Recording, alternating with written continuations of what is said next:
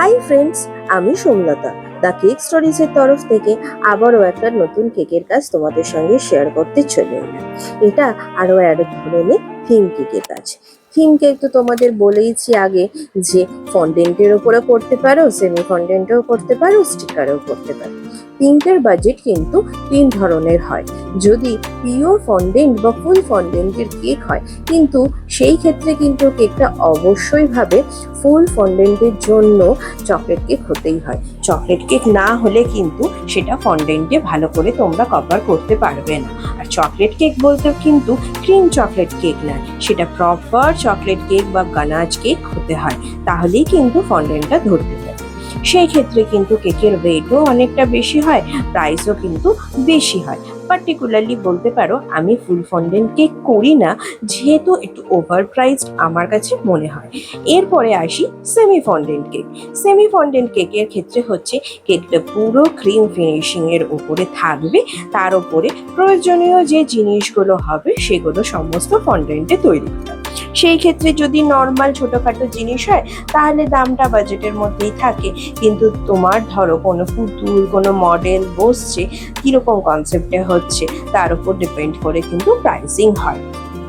সুতরাং মোটামুটি বলতে পারো যে সেমি ফন্ডেন্ট কেকও মোটামুটি একটু বাজেটের মধ্যে চলে আসে। আর একদম বাজেট ফ্রেন্ডলি কেকের মধ্যে থিম কনসেপ্ট কিন্তু হচ্ছে স্টিকার কেক। স্টিকার কেকে তোমরা সমস্ত কিছু ভালো মতো সাজাতে পারবে। আমার কেক দেখে তো তোমরা বুঝতেই পারছো, যারা আমার পেজ ফলো করছো, যারা আমার ভিডিও রিলস এগুলো ফলো করছো, তারা তো জানোই যে আমি প্রচুর কেক কিন্তু স্টিকারে করি।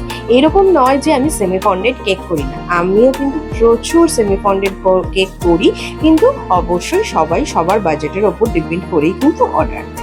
তো এখানে দেখতেই পাচ্ছ যে একটা কেক করেছি, যে নিচে খুব সুন্দর করে নজেল ওয়ার্ক রয়েছে, আর এক ধরনের এটা বৌ ওয়ার্ক। এগুলো কিন্তু একটু ভিন্টেজ কেক বা ভিক্টোরিয়া কেকের কনসেপ্টে করা, বেশ সুন্দরই কিন্তু দেখতে লাগে।